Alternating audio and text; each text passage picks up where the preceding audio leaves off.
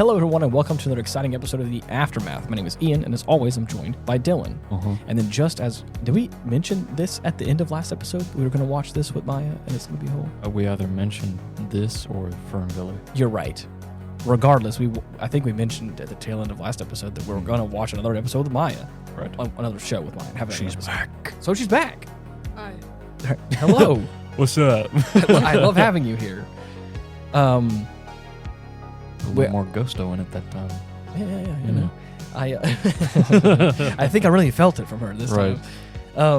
So I think we were talking about watching Ferngully. We're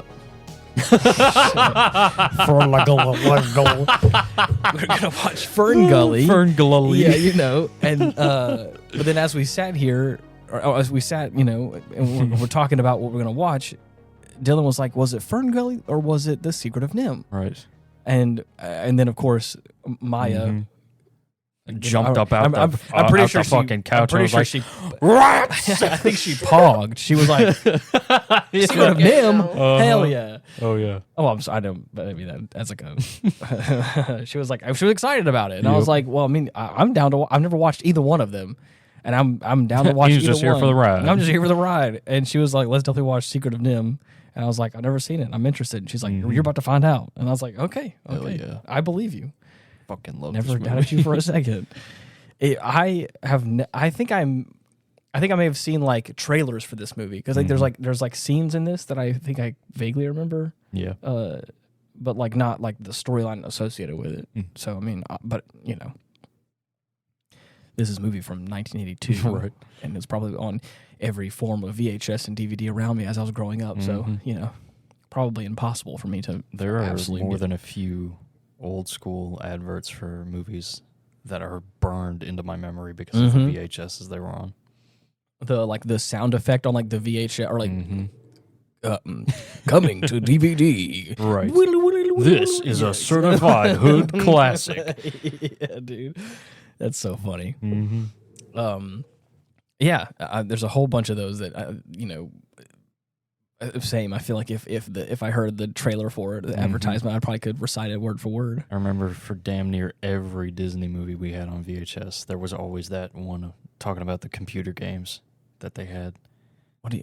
Really? Yeah, old school Disney computer games. Either that or the fucking Super Nintendo games that they came out with. Yeah. I think I also vaguely remember what you're talking about. Oh yeah. Anyways, this movie was very nice. Yeah. I think for a lot of the same reasons that I think I was hyping up Dark Crystal as well. Yeah. It's an interesting, I mean, obviously we're in like more, I would say, regular modern world type stuff, but like there's magic sprinkled out. Yeah. And I feel like we got rats. We got rats. Mucking about with technology. We also got a freaking shrew. He's really sassy. I love the way she talks, though. That was I thought it was very funny. What did she call him? That whole flim flam. No flim flam. It's like, oh gosh. Oh man. Riff-raff. Hooligans. Yeah, hooligans. Yeah. Anyways, I like that kind of character, the over the top. British old biddy, a British adjacent character, male or female. They're both funny. I think. Right. I just like laughing at the way they speak. They talk funny. You talk funny. The hell's wrong with them? Yeah, but a myriad of different animals. I don't want to jump into this. I was about to say something I feel like kind of controversial. I don't want to jump into it right now. What I was saying before is that I like the fact that this movie has a very unique take on, like, I think a lot of like the creatures, not just from like the design elements, but like the kind of magical stuff that they got going on. They don't really, at least not from what I got, they don't like go super deep into how some of the magic works or like why it is the way it is. And I like that. It's kind of nice. That's the kind of the reminiscent stuff. They just kind of are able to do that. Yeah. She got the Chaos Emerald and was just able to go supersonic and was okay with it. Yeah. I love that. It almost seems like it comes out of nowhere. Yeah. Or that it's just treated as this adjacent thing. Like the Royal Rat Authority is talking about how they don't want to they want to move to a valley so that they don't have to steal electricity from the farmhouse anymore. Right.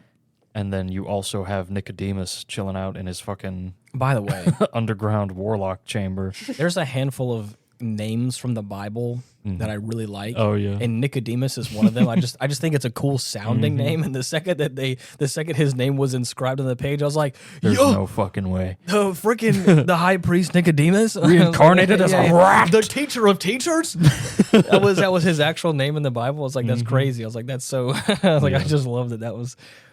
I also like the name Gideon. I just think it's a cool name. Yeah. love that. A little biblical name. Jenner. Yeah. And then Justin. Yeah. Well, Right. But yeah, I liked this the kind of take on this. I feel like there's more because this was my first time watching it. I think there are some things that kind of snuck past me that I think upon watching another time or so, I think I would be able to pick up a little bit better. Yeah. Because I think, if I'm not mistaken, Nicodemus is the one like narrating the beginning, and like he's also like peering into his magic mirror at Miss Frisbee. Is that her name? Yeah. And so, as you had said before, the rats are like taking electricity from the family. They're on like a farmland. Yeah. And every time I love this little. Again, we don't get the setting, or at least I didn't get the setting that they were on a farm at the very beginning of the film. And then as it kind of progresses, the shrew, who's like Auntie Shrew, like shows up and is like, hey, the frost is fitting to melt. You guys got to, the great move is about to happen. Which I was like, well, okay, what does that mean? You know? And again, they speak of it so casually that it's like, oh yeah, this is just, it's the great move. That's what happens. Yeah. The frost melts and then we gotta move. We gotta vamoose. Yeah, right. And then as it kind of progresses a little bit, there's like a moment where you see like they're on a farmland, and of course the farmer's like, I gotta get up early to get working on the field. Yeah. And of course it's like, all the field animals, you gotta get. you can't be in the field no more because obviously he's over here tilling the ground, and it's like, oh, okay, makes more sense. The plow is here. The plow is here. And I think that's also the reason why they want to move to the valley as well, is to not have to worry about, have a little more safety in the, away from the farmland. I love that everyone's first instinct upon hearing Miss Frisbee's situation is to why don't you just fucking move? Well, just move. Yeah. Right. That's what we all do at the Great Move, is we all move. But poor Tiny Tim has got pneumonia. The chill in the air could kill him. Well, it seems, Miss Frisbee, he has pneumonia. And I was like, golly, I love all the side characters in this Mr. film. Ages. Dude, I love that guy. He's a bit wacky, but that old flim flam. Old flim flam. Yeah. So anyways, but what I was going to say, the controversial take is, I understand that, what is the crow's name? Jeremy. How did I know? I knew you were going to call me out on this. I know that Jeremy is the comedic relief character, but I understand like his shtick is like being caught up in rope. That's like his whole thing. But it got to a point, even Maya said something, she was like, he gets caught up in some damn rope all the time. I was like, I know, right? It's kind of a bit much. Yeah. He always finds a way to, I mean, obviously like he's a bit clumsy, and that's the whole thing, is he's a little cookie. Exactly. He's constantly trying to find his mate. He's trying to find his one true love. Yep. And but obviously is too clumsy, I guess, or doesn't know how to make a nest. Which I was like, I don't know. Is that a prerequisite for a male crow? I don't know. Evidently. Yeah. Gotta have a house. You gotta have before a house. we start talking about anything. You ain't got no house. You ain't got no shiny. Yeah. You definitely. I'm sorry. You have to have a shiny. Right. That's. You have to have either that or a shinyless ragamuffin or a nice rock. I think is another thing. Present unto me a pebble. Yeah. A nice rock. Dude, this is so I'm sorry. Okay. I was scrolling through Instagram yesterday, I think, and I scrolled across this, and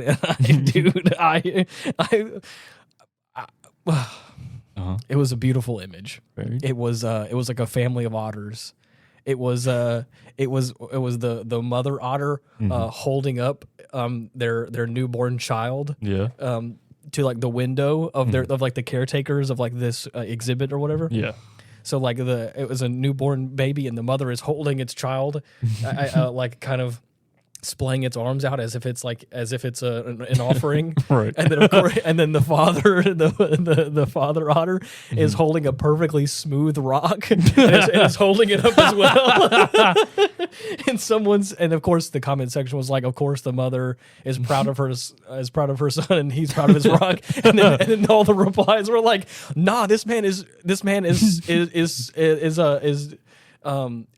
definitely bragging on all of us. He has a lovely wife, a newborn son, and a shiny rock. Dude, this guy's got it living all. the dream. I was like, anyways, I just imagine that you just gotta have a nice rock, and then or enough. That's all it takes. If I could just find a rock with a fossil in it, I think I'd be happy. I think you would.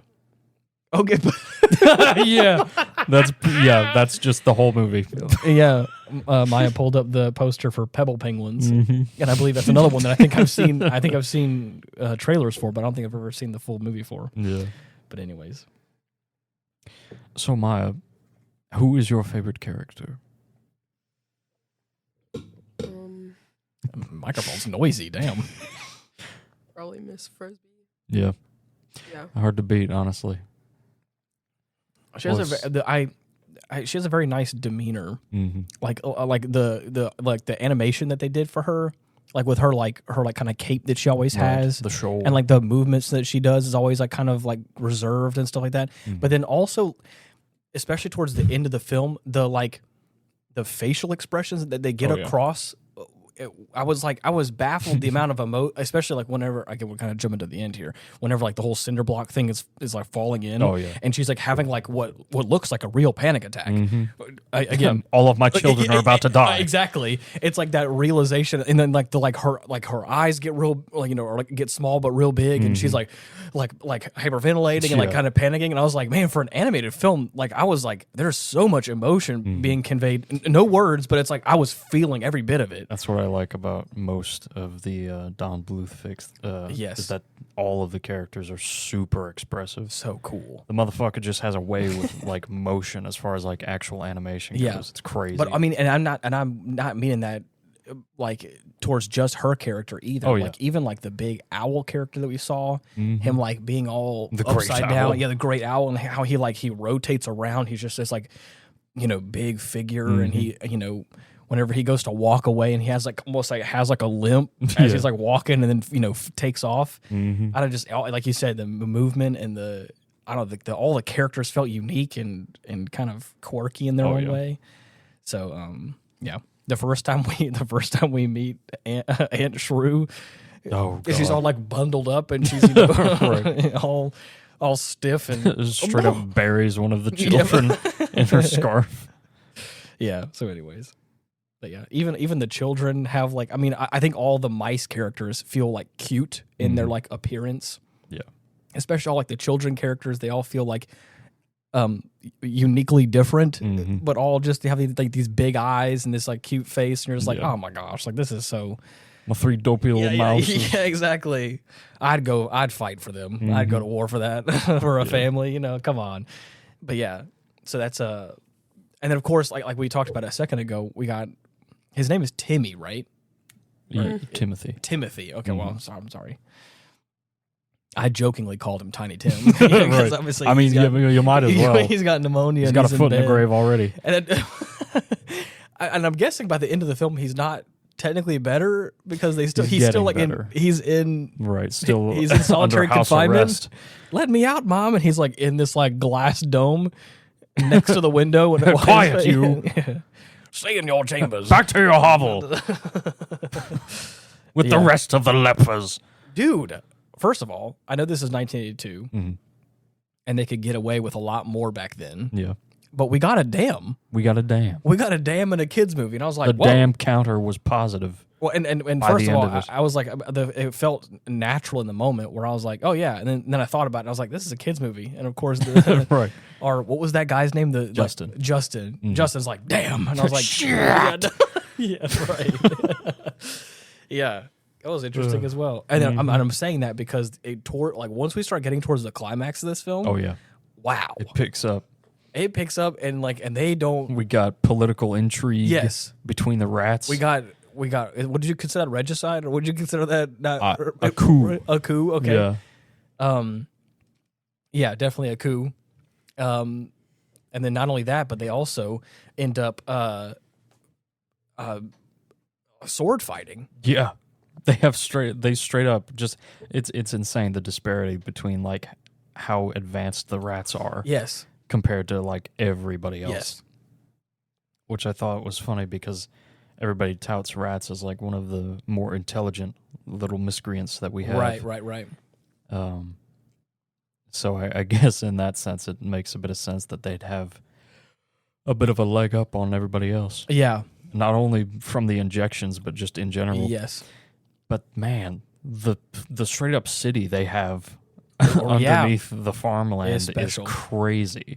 I love, like you just said, I love the fact that like the fact that they're in such high regard, but I also love the little splash of like morality. Mm-hmm. Not only are they intelligent, the fact that they're regretful Yes. of their use We of have the farmer's such- electricity. yes, we have such where we have been able to advance so much because of this electricity, but we had to steal it, which makes Right. it less It's wrong. less honorable in some way. Which I was like, that's so Right. so special. And it's not the type of characterization you see for any kind of like anthropomorphic rat Mm-hmm. in general. Like they're mostly Correct. portrayed Yeah, as yeah. like scheming, like conniving little miscreants. Yes. Which I mean, I mean, not to say that doesn't fit most of the time, but I love the these difference, rats little counterbalance. way more. And it also doesn't mean that they aren't those characters in this movie. Mm-hmm. There, we got a couple of We them. got there. Jenner. We got the guy who's like over here again. The guy who stages the coup Right. is The like most pompous, aristocratic rat the most that you could think of. the most rat character, I would Mhm. say. Like, I mean, out of all the rat authority. Oh yeah, he wants you to know. stay sitting pretty, Oh yeah, he's like, mooching no. off the farmer's stuff for the rest of their Yeah. lives. Exactly. Which, should I mention, is going to be way longer than the average rat due to the injections. Okay. What is the injections that you're referring to? What was that about? They don't specify what it Okay. is specifically, but during Nicodemus's story I see. of how they Okay, came yeah. to be where they are, he lists off the amount of rats and mice that were injected Okay. and how they escaped. And at the tail end of it, like just as a little nod, by the way, your husband, if he had survived, would have outlived you. Whoa. Yeah. Because you're just a regular mouse, you would Right. have lived out the standard life Oh, yeah, expectancy of Mouse one. life. Yeah. Right. Whereas he would have remained young and continued. Yeah. So he's some sort of biological. Marvel. Yeah. Interesting. And that's another thing is that again, she keeps getting introduced as like, you know, the wife Mrs. of Jonathan Brisby. Yeah. And it's like, whoa, okay. So we got like Right. once his name gets like thrown around, everyone's like, whoa. Right. Everybody treats her with respect. Yeah, they're like, oh damn, I didn't know you were her. And Mhm. it's like, yep, put some respect on my name. Hell yeah. Yeah. So I like that. And I don't think there's a single character that I don't like. Yeah. Just in Again, general. again, and what I was saying about gosh, I forgot his name. The Crow. Jeremy. Jeremy. Mhm. I want to call him Justin. I was like, no, that's the mouse. Right. Jeremy, I don't hate Jeremy. Mhm. I just think that obviously he's a comic relief Right. character, and a lot of times He's just a way more than like everybody else. yeah, he definitely is dialed up to 10, and you're like, Mhm. okay, like everyone else feels a little more subdued, and he definitely Right. is like, whoa, I love the conversations between him and Miss Brisby, yes, especially like toward the beginning, like whenever he's like listing off his woes about how he can't settle down and find a serious relationship with Yes. anybody. My favorite little tidbit is like where she mentions, I don't think they'd survive. yeah. Whenever he says nobody wants to get serious. Yeah, he's like, I don't think they would survive. And he's like, Right. thank you. And I was like, what? Oh, Yeah. That's really interesting. because she's just so sweet about it. Yes. Like the sweetest little little mouse I can think of. That's what I guess that's what I mean by demeanor. Is like she has just this kind of more subdued way about her Mhm. that is so I don't know, it's just so interesting. Like Yeah. the whole it came across the whole character, her voice, her mannerisms, her all that kind of stuff, and even even the delivery of some of those lines, it's still like little Right. soft little backhanded comment or whatever, but it Right. still feels so sweet. You're like, oh, I don't feel disrespected at all. Right. You can say damn near anything to me in that tone of voice, and I I'd think let I'd you be get all away right. with it. Yeah, Ugh. that's fun. Yeah. So yeah, And I think unexpectedly, I ended up liking Auntie Shrew a lot. yeah. Like, especially, like, from the beginning. Like, initially, she comes off as just this overbearing, like, Yes, shrew of course. of a person, Yeah, sticking her nose in everybody's business. right. But She it's- also kind of comes across as like kind of a stereotype of like I don't want to say like the housemaid, but like there's like the caretaker of the children in a Right. way of The like nanny. the nanny character, yeah. Or I guess to fit her character more appropriately, she is like Aunt Shrew. Right. She does kind of come across as like the aunt that takes care of the kids in a way, but is also kind of like a bit like you Right. said, a bit of a shrew, but a bit uppity or a bit Exactly. sticking her nose around the place. And from that introduction, like, she provides the warning, like, frost is up. It's almost time to move. Yeah, Get everybody ready. Yeah. And later on, like, I want to say the day after, the farmer gets his tractor going and the plow starts going. yeah, And as soon as she meets with Brisby up top on Yeah. this little rock, she freaks out and starts warning everyone, yeah. like, just storming around, screaming her head off. Right. Getting everybody together. Yeah, making sure everyone's good to go. And as soon as Mrs. Brisby tries to, like, make a break for the tractor to try to Yes. figure out some way to stop it, she freezes up and is just hanging onto the thing for dear life. Yeah. And then out of fucking nowhere, Yep. Auntie Shrew Bust up in just fucking flies into action Yeah. and saves her ass. It's Yep. crazy. Exactly. Not at all what I would have expected. The real hero. Yeah. Yeah. And not only that, she's able to help her, Yeah. And but I think also, also after the fact, where she's like Brisby's starting to lose it and she's freaking out or Yes. crying, and Auntie Shrew just like is looking at her with like this, Yeah. frustration and disgust. Pull Like, yourself together, stop woman." it! Yeah. Like, Yeah. like keeping her grounded. And on, I love on that because it task. also, I love the fact that she also like, I think feels for her a little bit more after that sequence as well. Oh yeah. Well, I think she knows the situation that's taking place, Mm-hmm. but the fact that like she's after that moment, she's like, okay, like I guess we gotta. Right. She kind of Auntie Shrew kind of, I would say, softens up a little bit and Mhm. is not nearly as hard, and Right. is also a little more understanding of the fact that Tiny Tim ain't doing so well, Yeah. and he's not going to be moving very soon. Mm-hmm. So, anyways, Yeah. it was a very beautifully animated film. Oh yeah. It was I loved the story. It was a very wonderful movie. Mm-hmm. Maya had kind of mentioned at one point in time, she had said that she's like, this is one of those movies that's like really nice to kind of fall asleep to. Yeah. Just kind of put on and On more than one occasion, I've oh, really I've put it okay, on to snooze to. nice. And man, the music. It's good. Mm-hmm. There's a lot of Jerry things. Goldsmith Mm, really what a outdid name. himself, especially with the main theme. I mean, I fucking love that main theme. Yeah. Like I said, there's a few things in the film that I don't think I quite picked up on, just because of maybe I was just not focused on the right thing at the right time. But Mhm. like, you had kind of helped me understand a little bit the necklace, Yeah. the shiny jewel, Mm-hmm. and how it was kind of an heirloom of her late husband, Right. and potentially some magical artifact. Mm-hmm. Inscribed with the you can open any door if only you have the key. What a cool. Yeah. Yeah. I love that, Especially kind with of how shit. it ties into their entire backstory. Yeah. Good What was stuff. and I refresh my memory? How did her husband die? Did they go into that, or was that kind of Yes, he speculated? died. That's what Nicodemus was writing in his book. Right.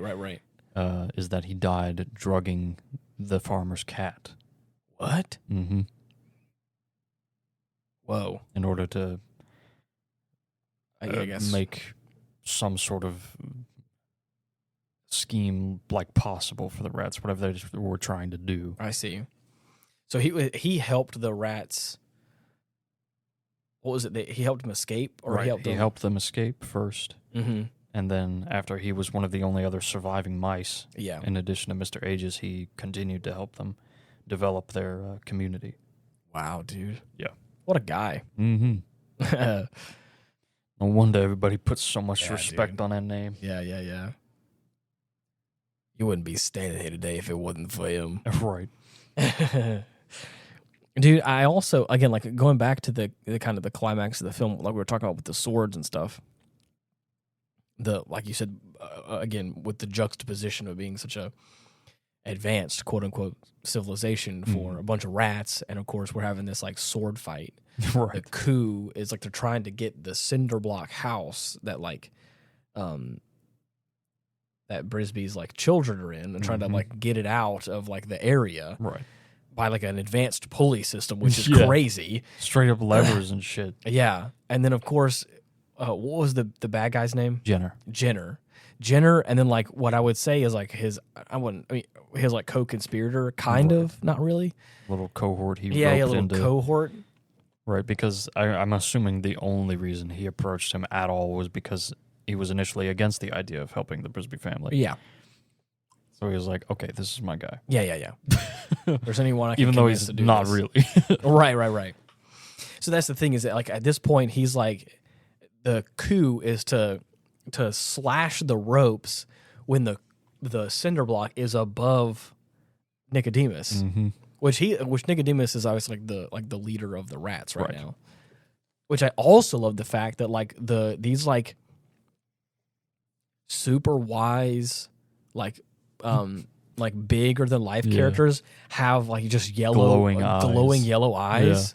Like the great owl, and now also Nicodemus has this like The same brown too. Oh, yeah. Right. Mhm. It's so interesting. An indication of intelligence. Right. perhaps. Some sort of you are Derivative of wisdom. even. evolved into this magical being kind of thing.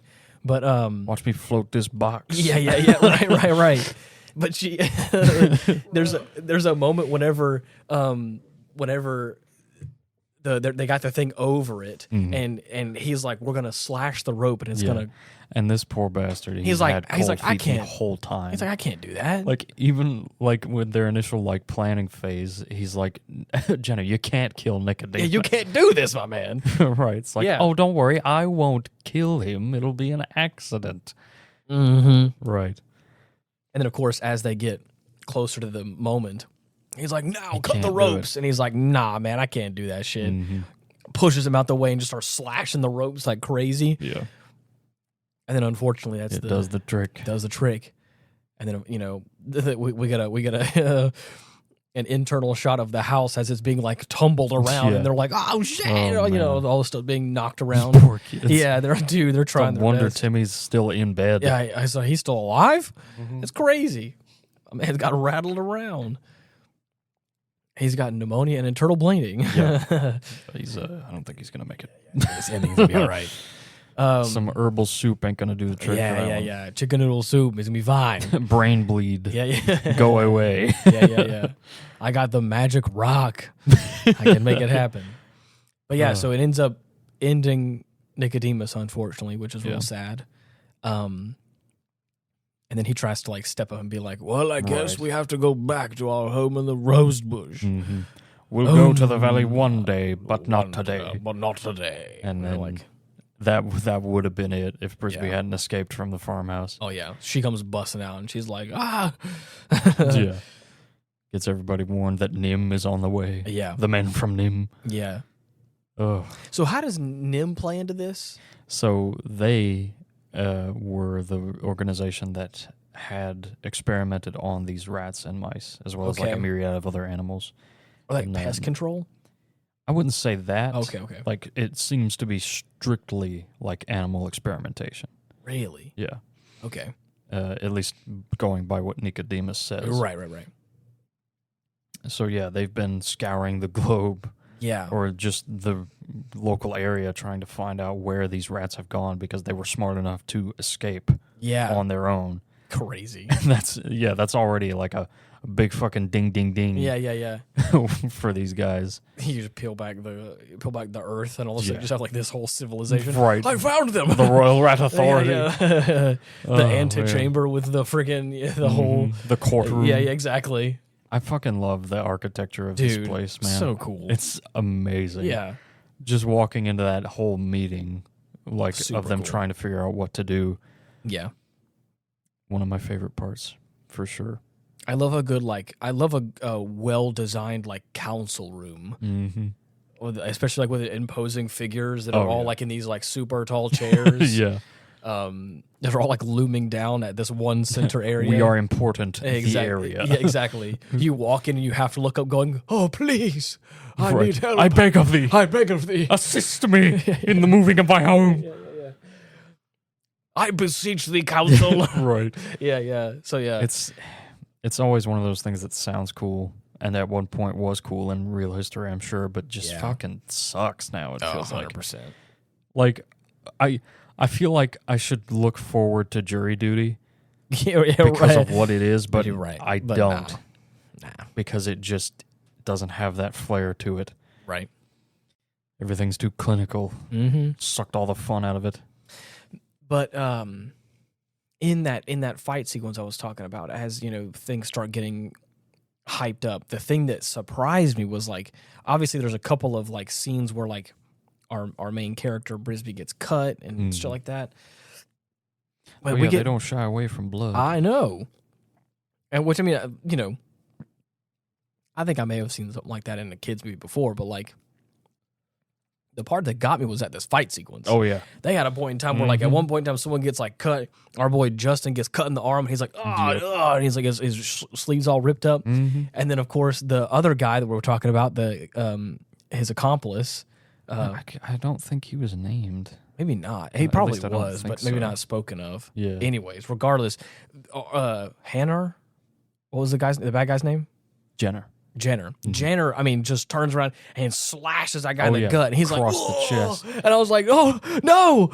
Damn. Come on, man. I was like, holy shit. He was just Yeah, making the turnaround. I was like, man, come on. He was one of the good ones. And then, of course, at this point, our man Justin still has a stick. And I'm like, somebody give this man a sword. Come Right. on. He's over here trying his best to like whack off Jenner or whatever. It's like, dude. Right. Big man comes up with him. Yeah. He's like, here. Gives him the sword. Yeah. And then gets slashed. And I'm like, man, it's off from there. Dude. But yeah, we're having like a whole ass fight sequence. And I was like, dude, this is so legit. And then, of course, we get, like I said before, there's like this moment where like Justin gets the upper hand and stabs him. And I'm like, dude. I was like, this is like, this is a real fight sequence. I was like, oh Fucking my dialogue, gosh. too. Yeah. Like, especially with Jenner, like, really solidifying his mindset. yeah. Like, I've learned to take what you can when you can. Yeah. Be a rat. Exactly. And, Of course, he also has like an admission of killing. oh, yeah. Nicodemus like, yes, I did. I killed him. And you're like, oh, shit. Dude. Oh, yeah. It really just goes to show, like, how opposite he was. Yeah. Compared to Nicodemus, who was saying, like, to Brisby, like, we can no longer live as rats. Yeah. We know too much. Dude. Oh, dude, It's what a so line. cool. Oh, my God. Imagine. I'm sorry. I can no longer live as a normal mortal human. I Right. know too much. That's It's crazy. That's crazy. What is that even? The implications of that's crazy. Right. I can only assume it's like on par with a crazy discovery that would change an entire worldview. Like if we learn something about fucking quantum physics like tomorrow, everything would look and feel different. People have said that about aliens as well. Is that if there's really aliens and there is real disclosure, which I know obviously anybody out there listening that believes in it, I understand. I'm still skeptical. I don't believe everything we've said. Yeah. This I got to see it with my own eyes. I know, and that's the hard part. Undeniable proof. I have faith in God. I don't have faith in aliens, and that's the part that like. So, anyways, that's where my situation is. So I'm not saying that God can't make aliens. Right. Maybe there are. My thing is that I do believe there probably is life out in the universe. Mm-hmm. Do I think it is more intelligent than we are? I'm not saying no. Who's to say? I'm not to say no. Mm. But there are probably life forms that are either at the same intelligence level that we are or probably more primitive. Right. That makes more sense to me. Or more advanced. Yeah, well, That's maybe the fucking nightmare. but the thing is, the thing that makes me, the thing that like, this is where like my faith kind of comes into this, is like, and this is also where people say like, well, us as humans like to make it human centric, like we're the ones that everything revolves around us. Everyone wants to come see us, and all I'm saying is, what if it is? What if we are at the peak of technological advancement right now in the universe? I know that's crazy to say. What if the world really is our oyster? Yeah. What if we were the ones? What if we're the seeds and we are supposed to go and spread that out into the galaxy? And of course, maybe we go find some primitive people and make them. We are the ones that are going to go eventually in a handful of years. Yeah, I don't know. I don't know. And so this can go either one of three ways. Yeah. We either end up like the Solarians. Yep. And start uplifting different species for our own gain, or we end up like the Krogan, which and basically bomb ourselves into near extinction. Let's be honest; it's probably what's going to happen. Or we end up as the Turians, and have a militaristic hierarchy that spans the galaxy. Or the secret fourth option. Batarians. No, I'm kidding. Fuck off. I'm kidding. That was a joke. That was a joke. No one ever say that to me again. Oh my god. Oh my god. I would rather die. Yeah. I'm joking. Ugh. But yeah. So anyways, that's all I'm saying. I don't have any proof on that. I don't have any thesis statement for this. I'm just jokingly, hypothetically throwing that out there. Yeah. Not to say that there isn't probably some sort of technology out there that we're running into. I don't know what it is. Who knows? Maybe it is. Maybe it isn't. But like the thing is, we might see. The point that I was making with that though is that if like tomorrow full disclosure happens, like aliens are real, it's like becomes public These knowledge. motherfuckers are talking to us. It becomes public knowledge. We get like visual confirmation. We like something happens where they show up and pull up and like, be like, I feel like everything would stop. That's what I'm saying. Like what would we do from there? That's the part that's where I feel like it would like. I feel like with another party being on the stage, I feel like the immediate instinct would be to shape up. Yeah. And be like, okay. Yeah. We're representing ourselves as our entire species now. We gotta right. We gotta lock in. Right. Yeah.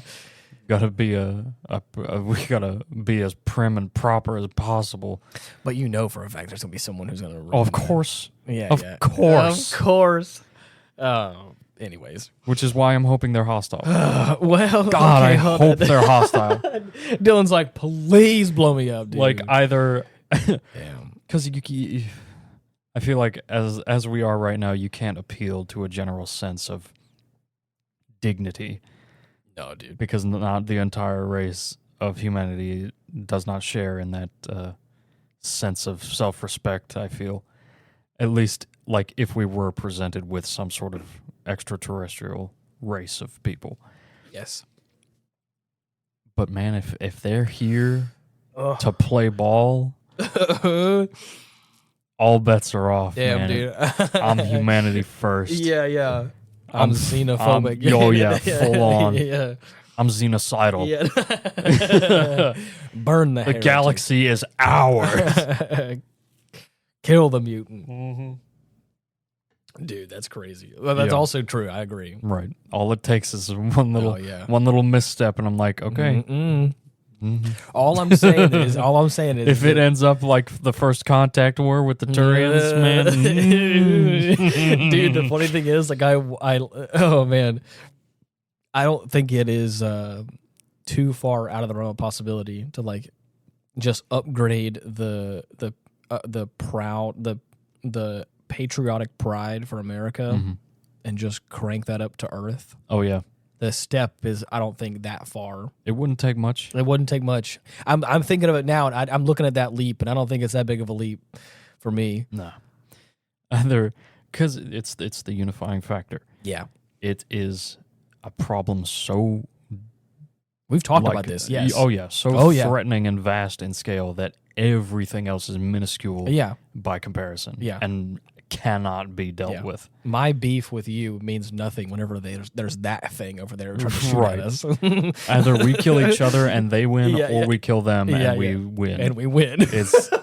I don't see us losing at all. No. I'll fight with you after we're done fighting with them. Right. Yeah, but anyways, that's true. But I think that's going back to like original statement. I think if that was to happen, I think that's what would like fundamentally shake our belief system and start to see things differently. Like you said, like I crave for such a grand realization. Yeah. We know too much, and what have we gone beyond? Right. We have to start taking accountability for things. Yes, I feel that's gonna happen. I started feeling that kind of scary feeling whenever I started hearing that like they have, I forgot, it's like the satellite scan ships that are going to circle around Jupiter's moons. Oh yeah, of Europa and whatever the other one is, Ganymede, I think, or whatever they're called. Yeah, and Europa, from what I know, is just a big ball of water with a layer of ice over it. Right. And so they were saying, like, if there was ever a place that potentially has some sort of life inside of it, maybe it is the moon around Jupiter, Europa. And the idea that, like, they're getting some sort of samples and sort of going to try and, like, look around and understand. Get it under the microscope. Yeah, get a closer look at it. Because, I mean, the working consensus is that in order for life to propagate, water must be present. Yeah. That's considered a determining factor. Of course. So I'd say it's definitely a possibility. And again, that's what I mean by, like, at least in our solar system. Right, based on what we know now. Oh, right. I think that the reason why I started getting that kind of freaky feeling about it was I was like, hypothetically, if we're to like really start to understand Europa more or something like that, and start to get, even if it isn't like within the Goldilocks zone of life being able to like survive on its surface or like thrive, like even if there's like some kind of organism or something like that like, I don't know, that's just, it's fascinating, but also kind of scary. Yeah. Yeah, no, it's that's another thing about aliens that I like so much, is that we've got so many different like views of how they would be, when the reality is they're probably completely outside of our comprehension. Yeah, as far as like how they function and what they are. Or again, hypothetically, like and this is what I was talking about. First of all, this discussion has gone way far. So it's a little off the rails. That's okay. That's okay. I'm okay with it. I'm vibing still with fun. it. I'm vibing with it. That's what I'm also thinking about as well, is like, what if the aliens we meet are just clouds? Maybe. More so, I was thinking, like, what if they just evolved to be a little bit weirder humans? Yeah. Like you know, the green folk from Star Trek or Vulcans. Yeah. What I mean by that is like I'm not saying that Earth is like the template, but what if like an Earth-like planet with the same kind of material in its soil, in its water, in its makeup, unless it has some sort of totally different atmosphere or different sort of chemical makeup or whatever, if it follows the same like physics and physiological and biological framework, I could be convinced, or again, with my limited understanding, which when I say limited, I mean limited understanding of this, you could convince me that like, oh, okay, like evolution mostly turns out the same kind of way. You start off as this kind of thing, which then kind of nuts. Or like again, as we've talked about before, the joke that I have is everything returns to crab. Crab shaped is a evolutionary strong point. You know. Is a common factor. Arthropod is a thing that works well in evolution. So, like, what if there is an Earth-like planet out there that has some form of like crab people, or maybe maybe crab people. Yeah. But even if you have some sort of like, there is like a line of crabs that has like, or you know, has somehow evolved into like various types of arthropods and different types of crabs. That would be like, oh, that makes sense because it's an Earth-like planet and things generally follow a relatively similar things will set of always rules. right. return to crab. Right. Okay, no, but like again, the same sort of thing. Like if there's trees, if there's some sort of wilderness, like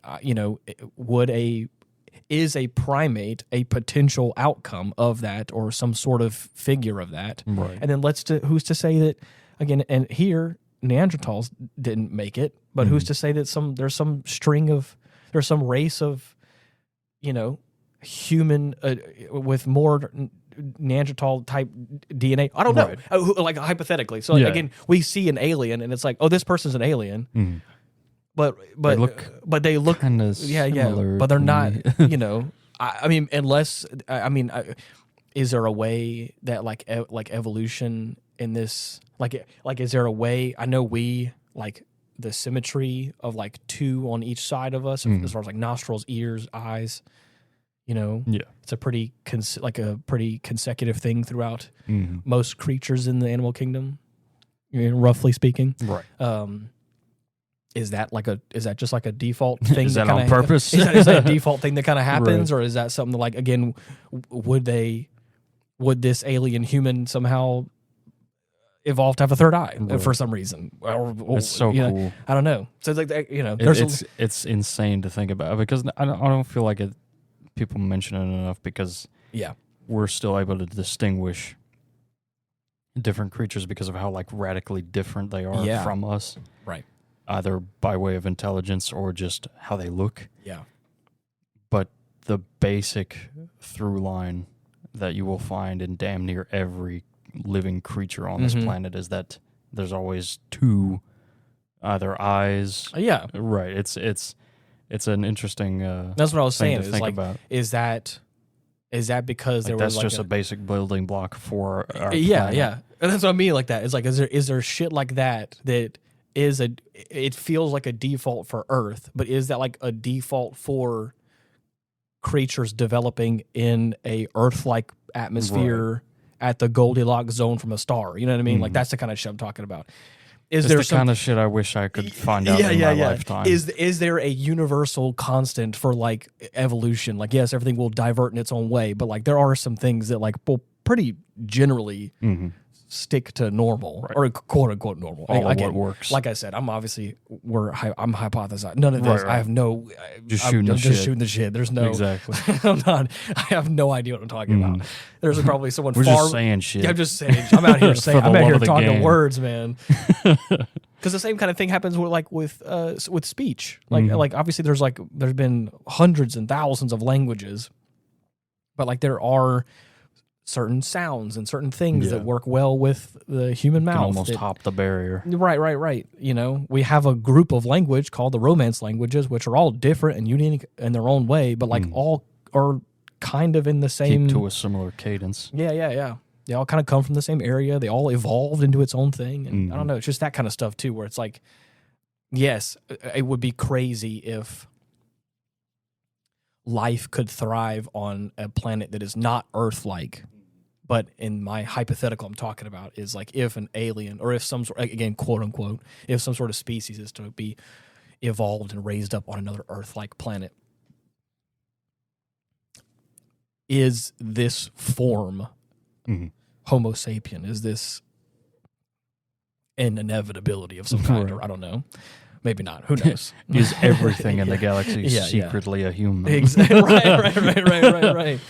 Or like you said before, or does it just turn, or you're just green for some reason? Are there orcs? Yeah. Or are there Ogren? Dude.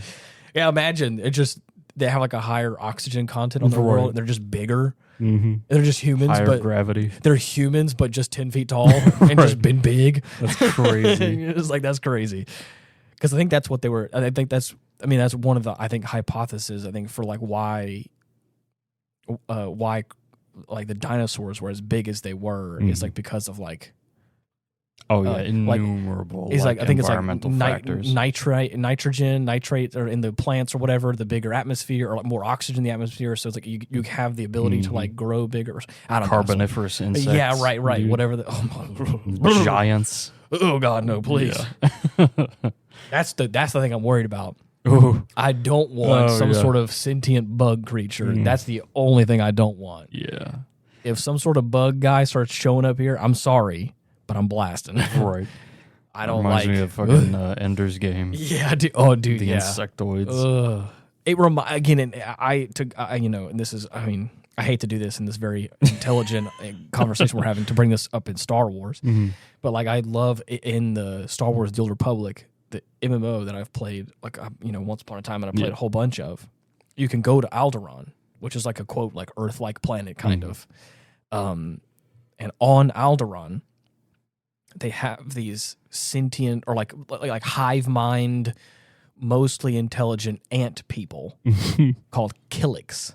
Oh yeah, and they are they're a little bit more primitive, so they deal with like a lot of like staff-based weapons, and they have like the traditional tribal type aesthetic is kind of their vibe, but they have like these big ant like nest mounds they like kind of build up, and they have like a like a hive mind type shit. Yeah. And dude, there's a couple times in there where I was like, I don't know, man. I don't know. Yeah. If I was to share a planet with these guys, I don't think I'd like it. Yeah, not I don't a big like fan. I don't like sharing this planet with our current ants, let alone little 5 foot tall guys. Yeah, ants are fucking brutal. Oh, bruh. But also super fucking cool. Yeah, they're cool in a lot of ways. I don't hate them as much as I hate things like wasps. Oh yeah. Yeah. But anyways. Or like a cockroach, for instance. Right, I don't nothing like, but pests. Gosh, I hate them. Ants, while sometimes a pest, almost like get a pass because of how like structurally complicated and crazy they are. Yeah. Like it's still insane to me that an organism that small is able to function at such a level. It's crazy. And do it well. I feel the same way. I feel a little bit better about bees. Yeah. Bees actually serve a not only do they serve a great purpose, but it's also the same sort of thing. It's like the fact that they have innately inside them this like honeycomb, like the actual like the super hexagon neat and organized pattern. Dude, the hexagons, like how hexagons obviously are the best shape. Oh yeah, just hands down, because they fit together and everything. There's a reason why it works. Right. Using that shit in tank armor. dude, and it's like I don't know. I think that they're like I said, I have respect for bees, but and like I said, I'm the same sort of way with spiders. Mm-hmm. Like I know people get really scared of spiders, but I know spiders cut down on the shit that I hate. Yeah, that's what I'm saying. And a lot of times, again, I'm like, I know for a fact that if I stay in my space and you stay in your space, we're good. We're good. Mm-hmm. I know that they have. I'll feed you. I'm telling you. I think I'm not mistaken. I think that most house spiders have evolved to cohabitate with humans in a way for that same reason. To just take care of pests and stuff. Right. So every now and then, I try and clean up the webs a little bit, and I try and apologize. At least move them outside. Yeah, dude. Speaking of bees, I had a honeybee get stuck in the blinds in the living room. Damn. Yeah, and I heard him buzzing around, and I thought it was a horsefly, because around here there's enough land that we get these big ass horseflies. I fucking hate horseflies. Oh my god, dude! And so when I heard that buzzing around, it sounded big enough. Like oh hell. Yeah. Well, so I was like, either it's like a wasp or a horsefly. I'm to get me mallet. Yeah. So I was like, oh shit, here we go. And I opened the blinds a little bit, and he was a little bit smaller than a horsefly, and he wasn't an actual fly. And That's a bumbler. And I looked, no, it wasn't. It was a honeybee. So it wasn't even. He was like a little bitty guy. Damn. And I looked at him, and I was like, oh man, you can't be in here. You got honey to make. Yeah, come on, you got shit to pollinate. Queenie's looking for you. You ain't got no pollen on that ass. You better get to work, my guy. Right. Come on. And so get out there and shake that money maker. Come on, man. So anyways, I got like a little cup and like a napkin, and I was able to get him in the cup and walked outside, and ta-da. So whisk him away. Yeah, exactly. I'm not heartless completely, right. but certain things I am. Yeah. There again, because we're in like we're like not really. We're kind of in the suburbs where I'm at, and it's not really like so it's not out in the sticks or anything like that. But like there is enough trees and wildlife around, and enough land that once it starts to rain or it gets really hot and humid, sometimes like a couple critters like to try and get in the house, like bugs. I mean, not like I've seen a couple skunks before. Yeah. Oh yeah. I saw a possum the other day open his mouth, and I was like, "Get the hell out! Get Stop the fuck that! out of here!" Yeah, Go away, you little creep. Then, anyways, I'm saying that because like every now and then we have these big old trees, and so they got these like wood roaches, and it's those big brown ones. Everyone doesn't like a lot. And again, we've gotten a bunch of rain, and in like the utility room area, where like there's a little more hot, a little bit closer to the door. You walk up in there, you see one of the big old bitches. Kill them. My compassion for some bugs goes away. Get that shit out of here. If you're not either paying rent or doing some other form of chore, indirectly or otherwise, I will kill you. Yeah. The only time I didn't kill one immediately was because I saw one of them run into a big old web and get all like tangled up real good. And I saw this. I saw this spider, which was probably like half the size of that dude. I mean, just start going to work. Oh yeah. He was like flipping that dude around. And I was like, oh shit. It serves you right. Homie's eating good tonight. Hell damn. Yeah. Anyways, have a smorgasbord. Yeah. You know what? I'm gonna just back up. Yep. You got that one, Enjoy. champ. You got that one, champ. Bon appetit. Hey, don't eat it all one bite. Okay? right. Make him last. Make him suffer. Dude, oh my God. But yeah, it's fun shit. Okay. Well, I told you I pulled up... oh shit, yeah, we almost lost the plot again. Damn. I pulled up some fun facts, and I have it here because I didn't want to forget about it. And it said, I like I said earlier in the episode, I had pulled up fun facts for the Dark Crystal and had just forgotten about it. And a lot of times in the past, for some of these movies like this that I feel like are kind of quirky or interesting or like, have such a unique lore that we don't know all the history about or whatever, I've been interested in trying to find some more information about it. And it says this movie was directed, or the director, Don Bluth's first independent film after leaving Disney. Damn. And I didn't realize that he was part of Disney. I guess he must have did like animation or work with Disney films. Was it The Land Before Time Disney? I don't think it was. I don't think so, no. Yeah, okay. So he must have did those after that. Often considered an animation masterpiece, the movie is famous for its eccentric hand-drawn scenes and tragic name change controversy. What? And a surprisingly dark and suspenseful tone. That's true. The name. Here we go. The name controversy. The source novel is called Mrs. Frisbee and the Rats of NIMH. The filmmakers wanted to avoid trademark issues with Whammo, and the Frisbee. That's the creator of the Frisbee. Oh my God. Hey, that makes sense. I mean, I wouldn't want to get freaking copyright striked. Damn. They changed the name to Brisbee. However, this change happened after the voice actors had finished recording. Sound editors had to carefully splice the BR sound. Wow. From other recorded words and manually patch it over to the FR. What? Wow. That's crazy. That sounds grueling. Yeah. Oh my gosh. Oh man. Disney passed on it. Animator Ken Anderson initially pitched the book to Disney executives in the 1970s. They turned it down and replied with, "We've already got a mouse." Wow. Get out. That's funny. And then of course later to make The Rescuers. Yep. little mice characters. We've already got a mouse. Yeah, we've already got a mouse. Oh my God. What an asshole thing to say. Yeah. I'm sorry, no, I've already got a mouse. Move along. Well, fuck your mouse. Damn, dude. I got a special mouse. She's nice, okay? Damn. Animation on the ones. It says, while Disney was scaling back costs by animating on twos, quote unquote, which is using 12 drawings per second, Don Bluth demanded animation on the ones, quote unquote, which is 24 drawings per second. Whoa! So that is a drawing for every frame per second. Yeah, that's crazy. Whoa! That's a lot. To create much smoother, lifelike movement, this meticulous style meant that the single scene where Mrs. Brisby encounters the great owl took over 6 months to complete. Holy fuck. That's insane. Wow.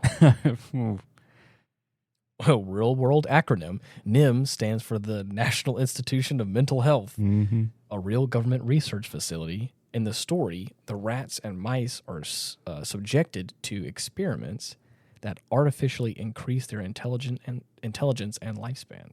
A magical stone. In the original book, there is no magic or supernatural elements. The rat's intelligence is entirely a result of science. The mystical amulet that glows for Mrs. Brisby was added for the film to increase the stakes and add a magical element. Dude. Wow. The tiny dragonfly that Mr. Aegis chases away from the beginning of the movie is a tribute to Evinrude from The Rescuers. Oh, yeah. A Disney film Don Bluth worked on before. Cool. Wait a second. The Rescuers was before. What the fuck? Get out. You mean to tell me that... Okay. Yep. A Disney film Don Bluth worked on before his departure. So he worked on The Rescuers before, and he was like, hey, let's try this other cool Miles film too. And they're like, we already got... That's some bullshit, dude. We got enough rats and mice. Okay. Dude, that's crazy. Yeah. Have fun. That's really cool. Yeah. Definitely a worthwhile watch, I'd say. I agree. There's a lot of stuff in this movie that I thought was really beautiful. Oh, yeah. I do think the movement is wonderful, and I know why now. That's so... That's crazy. Yeah. Dude. Did not pull any punches. I wonder how many individual drawings there are for this film then. 24 frames a second, and that movie was at least, what, an hour? Just under an hour and a half. Hour and a half? God, that's crazy. I cannot imagine. Yeah. I wish I could have seen what this looked like as far as like actually making it goes. Yeah. Sight to behold. I want to look and see what some other Don Bluth films are. That's really sick. Oh, yeah. Well, anything else you want to hit on before you do anything? I've been itching to talk about the new Grand Blue stuff, but okay, I want to save it for another episode. Okay, I agree. Yeah. Have they released anything else for it, or have they? No, or is everything just leading up to Ragnarok? Right, up to Endless Ragnarok on July 9th. Everything I sent you a couple days ago is the newest stuff they've put out. Right. Detailing like the new mechanics and game mode. They got like a roguelike mode kind of thing, which is kind of interesting. Yeah. We're getting 2 more new we gotta stop. Yeah. Right. What I'm saying is like okay, they're kind of drip feeding us some information about it. That's kind of what I meant. Was like besides that stuff, that's that's the most we got right now is the more characters, the more game modes, the more missions, the freaking summons, dude. Again, like you said, we'll talk about it later. There's some good shit, and maybe we can talk about it before it launches, before it releases. For sure. But is it an open beta right now, or is it they close it back again? The beta is now closed. Okay. It was open for at least about either a week or a few days. Damn, dude. Yep. So sick. Well, anyways, on that note, you know how to get in touch with us. We are The Aftermath, and you can find us on all the major podcasting platforms. YouTube, we are at Hindsight Studios, where we have both our podcast and Ethan's podcast about them. So you can subscribe to us there. Be sure to like the video. Give us a comment. We have comment sections on Spotify and on YouTube, where you can let us know what you think. Chime in with us. What do you think about aliens?